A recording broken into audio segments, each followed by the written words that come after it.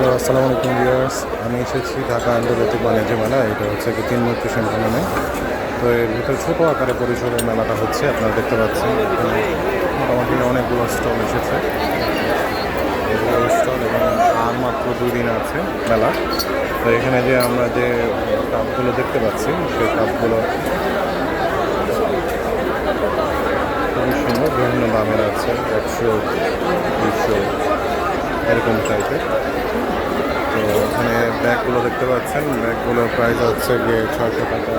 এখানে হরেক পদের দুল আছে, দুল আপনারা দেখতে পাচ্ছেন, দুলগুলো মানে লেডিস আইটেম মোটামুটি হবে, হয়তো বা 50টা দোকান হতে পারে।